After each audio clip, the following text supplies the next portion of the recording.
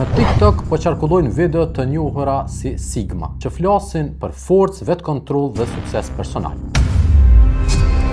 Po një studim shkencor i publikuar në vitin 2025 nga 2 studiues nga Kanadaja tregon se një pjesë e këtyre videove përhap dezinformim gjinor. Studiuesit analizuan 195 video të përzgjedhura nga një mostër prej 953 videosh të publikuara në 3 hashtag në TikTok. Hulumtimi tregon se këto video ndërtojnë atë që autorët e quajnë komunikim toksik, i cili paraqet marrëdhëniet gjinore përmes kontrollit dhe dominimit mashkullor, zhvlerëson gratë dhe identitetet jo binare duke i paraqitur si më pak të vlefshme, i portretizon gratë si kërcënim, pengesë ose burim manipulimi, dhe forcon ide të dëmshme për mënyrën si duhet të sillet një burr. Sipas studimit, shumica e këtyre videove nuk përmbajnë urrëtie të drejtë për drejtë. Ato shfaqen kryesisht përmes mospërfilljes, refuzimit dhe poshtrimit. Autorët theksojnë se këto mesazhe shpesh maskohen si humor, motivim apo realitet i jetës, gjë që i bën më të vështira për t'u identifikuar si problematike. Por pse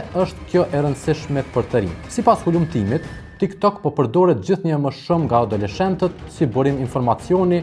Këto video krijojnë një kornizë të gatshme mendimi dhe përforcojnë ide të rreme për gjininë dhe marrëdhëniet gjinore. Si pasojë, vajzat dhe gratë dëmtohen përmes stereotipeve dhe zhvlerësimit, ndërsa djemt përballen me modele identiteti që nxisin izolim emocional dhe dominim. Prandaj, jo çdo video që duket si motivim është e padëmshme. Dezinformimi gjinor nuk shfaqet gjithmonë hapur, shpesh duket i zakonshëm dhe pikërisht për këtë është i rrezikshëm.